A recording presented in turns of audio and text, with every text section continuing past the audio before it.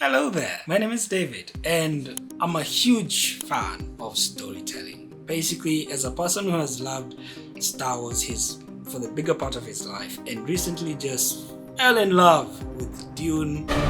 May thy knife chip and shatter. I'm very disappointed by what Rebel Moon turned out to be. I'm not even going to say it's a bad movie. Many people have spoken about Rebel Moon to death at this point, but I just have a few thoughts that I think would have made Rebel Moon something to go down in history as one of the best stories ever told. And I know that's being too bold of myself, but I'm free for any criticism. You can tell me in the comments what you think, but this is how I think the story of Rebel Moon should have been told, because at the core concept of Rebel Moon itself, it's such an amazing story. Deep inside, how it's told, that is its weakness. Now, travel with me to the world of Rebel Moon in this direction. Heads up, by the way, there are going to be spoilers for Rebel 1 and 2, so please, if you still want to watch it, you have been warned. Now, the movie starts like this. First, have Balisarius attack the homeworld of Korra. He annihilates everyone and Korra remains as a sole survivor. When Balisarius is just about to leave, Korra, the little girl, runs towards him and starts attacking him. And just as the soldiers try to stop her, Balisarius stops them and is inspired by the courage that this little girl has. And he decides to adopt the child. And here we now see the relationship between Balisarius and Korra as she grows up under his care. This is the part now we see her training montage, sort of, if you will, how she becomes the super soldier that is feared, that is revered in her kingdom. And this is the part also where we start to see the world building of the mother world itself, because until now all we know of the mother world is by mention. On the mother world of the mother world. The mother world. That's it. We have no idea what the mother world is. This is not Coruscant. When you say Coruscant or Naboo in Star Wars, you have an idea of these planets. You have an idea of Dathomir as a planet, but we have no idea what the mother world is. But looking at Korra growing up, it doesn't have to take so much time of the movie, because we now have to time skip to when she's grown up as a super soldier. I'm saying super soldier because it's going to make sense in a few minutes. Walk with me here. Now, after she becomes a super soldier, she's assigned to protect the princess. And this is how now we see the relationship between Balisarius, Korra, and the princess. And to add, Jimmy Anthony Hopkins C-3PO, basically. Since Jimmy the robot has been assigned to protect the royal family. Now we have character building, character development of 4 characters: Jimmy, Korra, the princess, and Balisarius. Now, this is the part where we learn who the princess is, because until now we have no idea who the princess is, and we are 2 movies in. Do you get the point? Now, at the end of Rebel Moon 2, we have the revelation that the princess is still alive. For the princess is still alive. But that revelation meant nothing, because I have no idea who this little pipsqueak is.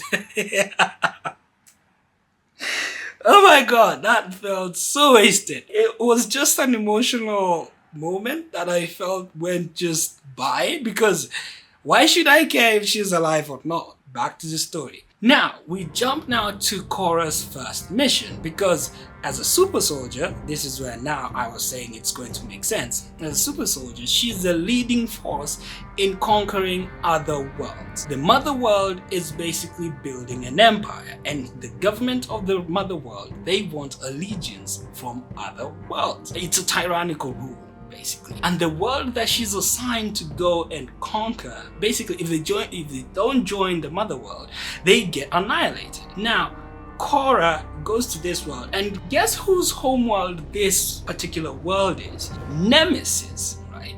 But she's still young. She's still, well, not young, she's still normal. If you've watched Rebel Moon 2, where she narrates her story, her origins, that small part where she got the blades, now this is the part where we see it on a huge scale.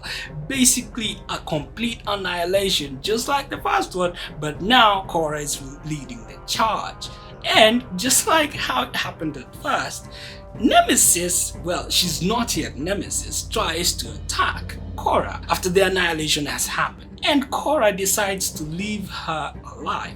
Now, get this point, I'm imagining Korra has become a super soldier who's just zero emotion at all. She decides to leave her alive, but at the cost of her arms. She cuts off her arms because she tries to attack her. That way she renders her completely unable to fight. There's a reason I'm saying this. Super soldier and her cutting her arms. Basically what she's doing is leaving scars behind. And this is why the name Scargiver is assigned to Korra. Do you see the point? Now, as we continue, you're going to notice I'm getting really agitated. Summer, I don't know what to call it. Really irritated because of the things that were chosen instead. If I can say they were really stupid. For example, the reason she's called Scargiver is Admiral Noble has a scar on the chest and he says, I'm going to call her Scargiver because she gave me a scar. By God, that's it.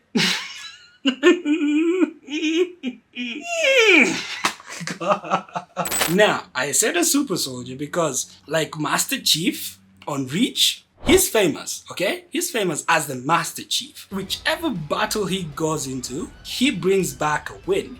Now, this is what I'm picturing Korra as. This super soldier. That doesn't... Well, you can put magic in it. Okay, because already I think we have this idea that the princess is magical, but we can paint the idea that she is just a really good soldier. Let me just continue calling her super soldier. Okay, now Korra leaves scars behind, and that's why she's called the Scargiver, because she's ruthless, she's brutal, and she's known everywhere as the Scargiver. Now she's left Nemesis helpless with no arms. Guess what Nemesis does? Nemesis, just like in her story, by the way, you're going to realize I'm not going to change Zack Snyder's story. I'm just going to rearrange the story, okay? I'm just rearranging the story. I'm not changing anything. Well, mostly. When she puts those robotic cybernetic arms, those steampunky arms, and takes the blades, now her blades have such a huge significance because she has a vendetta against the Scargiver. And my rage became revenge. And we have now her character across the movie going in search of the Scargiver. She wants revenge, which makes total sense. She has conquered this first world. It was a small world to conquer. Now, yet comes her bigger challenge. She now has to conquer a bigger world that rivals the mother world. And guess whose homeworld this is? Prince Tarak. Do you see how I'm bringing these characters from the first movie? This stupid ass montage that we had of recruiting these guys that we have no idea who they are. Now I'm actually giving their stories meaning in the first movie. Do you see where I'm going with this? That's your plan? That's my plan. Now, I'm about to bring two more characters. No, one more character actually. General Titus. Don't call me General. This new world that they need to conquer is big. It's basically like the Mandalorian world, okay? It's huge. It's got its own army. It's going to be a full-scale war, and they don't want to join the mother world, okay? They want to be independent. Now the mother world, hey, it's an empire. It's building an empire. It's tyrannical. Now they want to take it by force. And to help Korra on her mission, guess who they go to? General freaking Titus. Stop calling me that. The tactician. Yes, that's it. The tactician. The war. Fuck it. You get what I'm saying. General Titus is supposed to help Korra take over Prince Tarak's homeworld. Look at what we've done here. Until now, we've built relationships between the main characters. We have Korra and Nemesis, a story of vengeance, a story of brutality and vengeance. We have Korra and Titus, a story of working together for a common goal. Now we have Korra, Prince Tarak, and Titus. Prince Tarak, on the other hand, now has to fight to defend his homeworld. And guess who he has to fight? Korra and Titus. See, a relationship built. A relationship that is much deeper and means so much. Now, what are we going to have in the climax of this movie? By the way, I left out Jimmy. He's going to make sense later. Spoiler alert, not in this movie. Now we have the big epic battle. The war on Prince Tarak's homeworld. Where now, this is the part where the one epic battle that I want to remain in people's minds is the battle between Korra and Nemesis. Because throughout Nemesis tracking them, it's pretty easy to know where Korra is going to end up at a certain point. And that is Prince Tarak's homeworld. I don't remember the name. I didn't really research into it, but you get the point.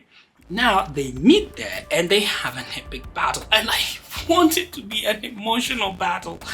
A battle to remember. You know?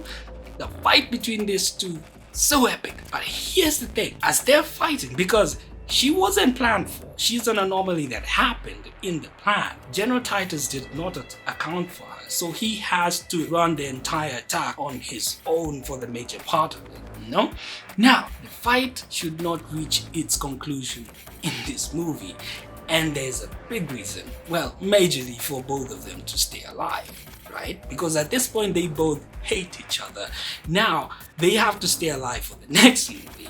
Anything could happen. It's a world at war. There's explosions, buildings collapsing. Anything can happen that separates the two. Okay? That's how the fight ends.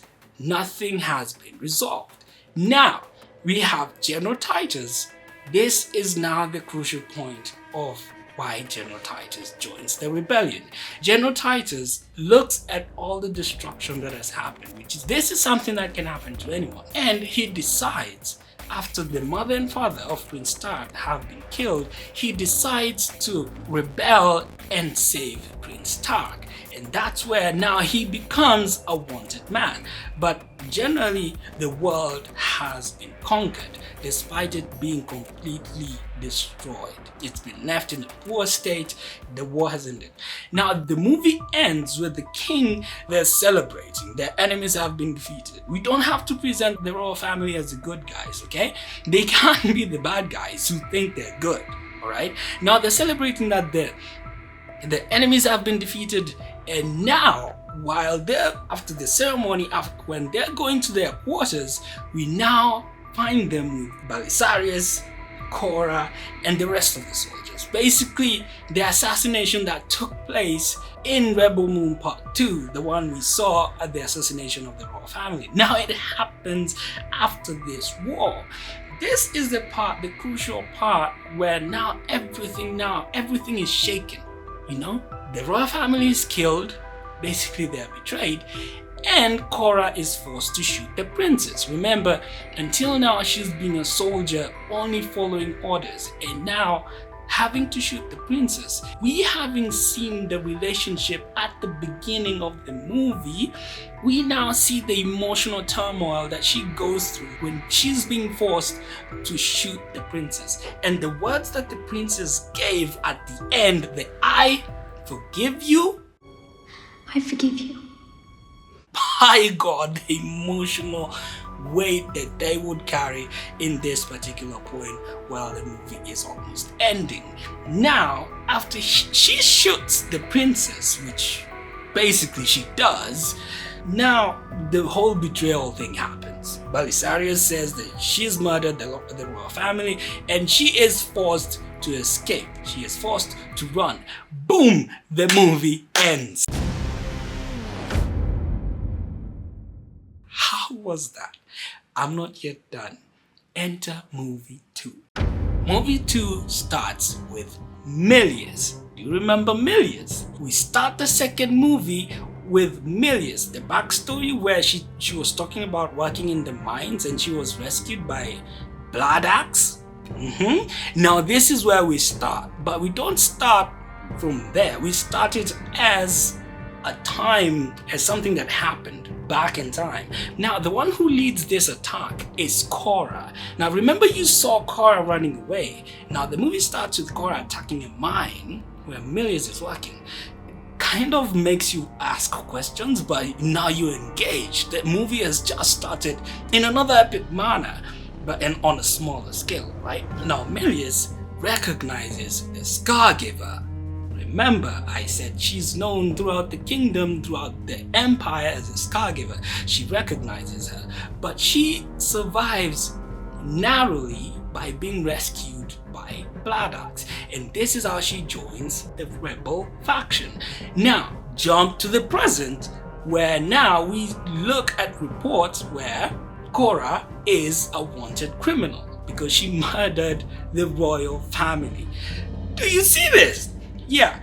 Now, General Titus, remember General Titus? He rescued Prince Tarak, and now he's the one who convinces, because now we make it that General Titus joined the rebel faction, the rebel army, because he's a wanted criminal too. General Titus convinces them that she is being framed and they should find a Scargiver, because guess what? She's a f***ing super soldier. She could really be a great asset to the rebel faction. And Milius volunteers to go and find her. Why? Because she led the attack on her mine where she was working, because she lost people. Do you see how I'm building relationships here? I just dropped my book. Yeah, I do have a book with a few notes that I've written. This is not something that I'm... Now, the relationship I've built, everyone is against almost everyone really. Prince Tarak really doesn't have any vendetta with Korra because of General Titus. After all, General Titus rescued him, right? And General Titus is on Korra's side. Now, Milius wants to go and find her because she wants to have a face-to-face with her. She knows she can't do anything to her. But do you see how this push and pull sort of, right? She can't do anything because Blood Axe has commanded her. She just wants to have that face-to-face with her, right? Now, we jump now to where Korra escaped Belt.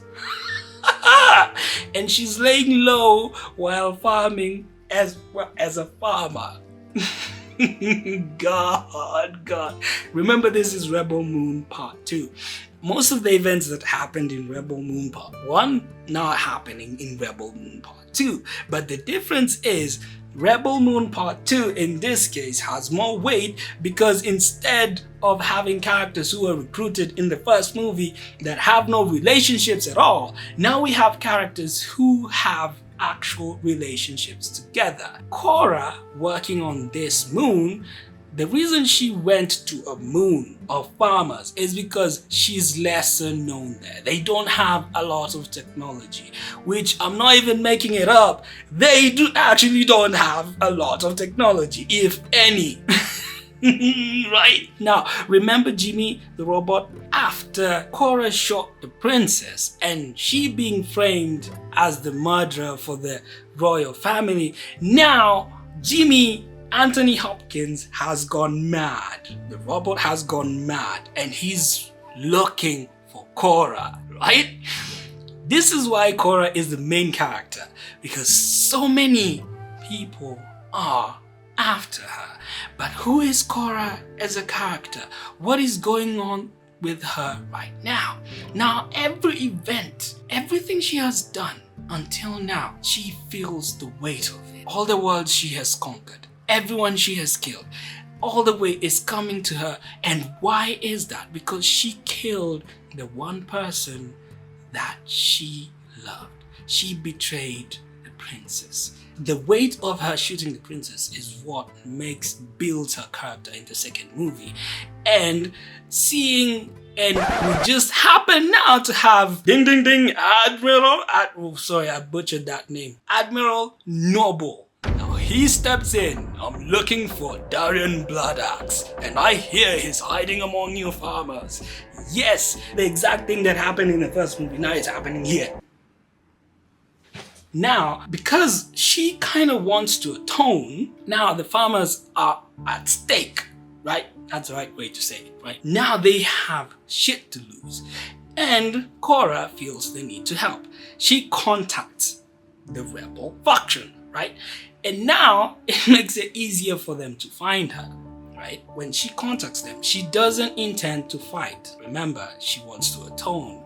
She doesn't intend to fight. Now, they convince her to fight in this small particular war, because now for the rebel faction, this is something that has come out of nowhere and they have to do something on this rebel moon belt.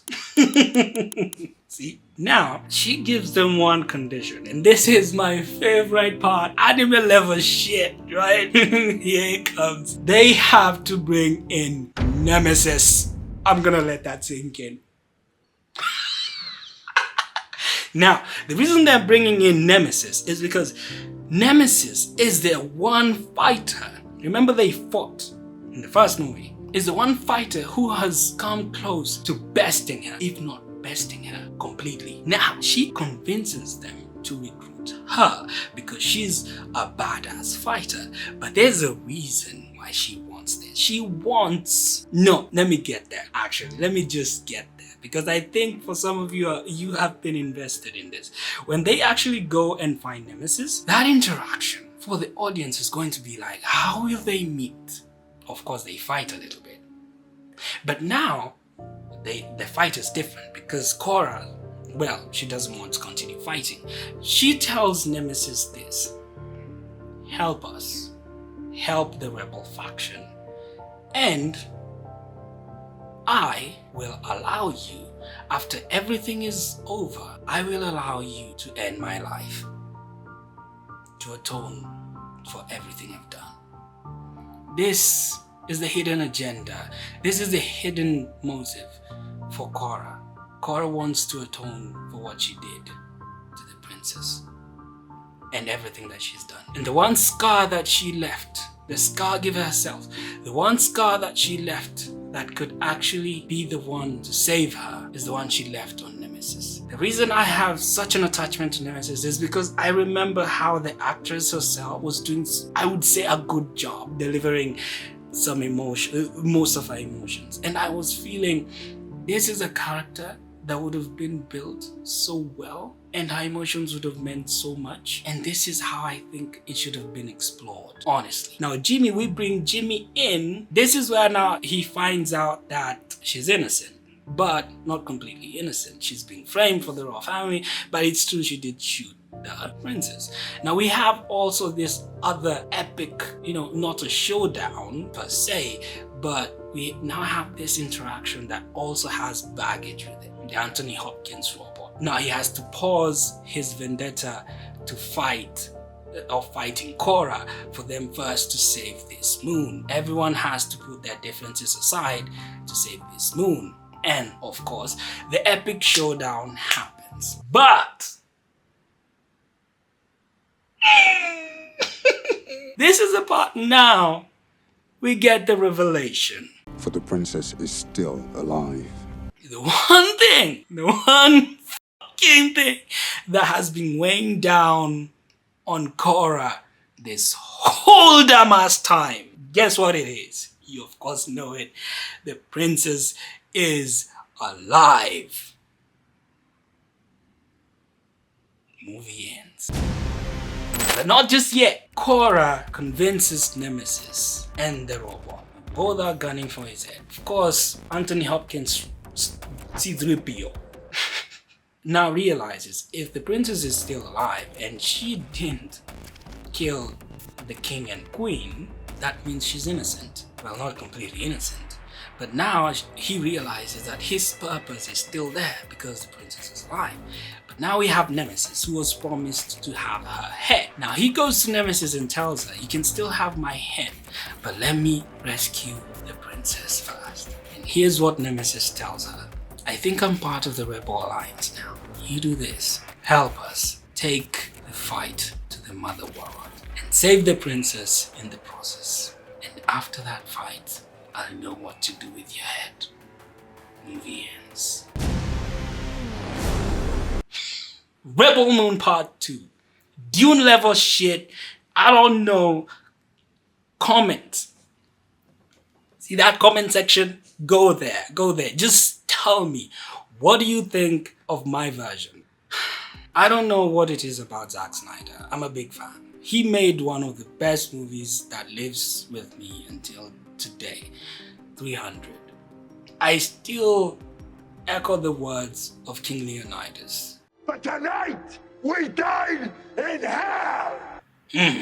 He's such a talented director, but what he's done with this movie, I just feel, honestly, he has wasted so much potential. And that's why I just thought the movie itself, the movies were great at their core. They were just told in a disorganized manner that ended up butchering a great story that could have been.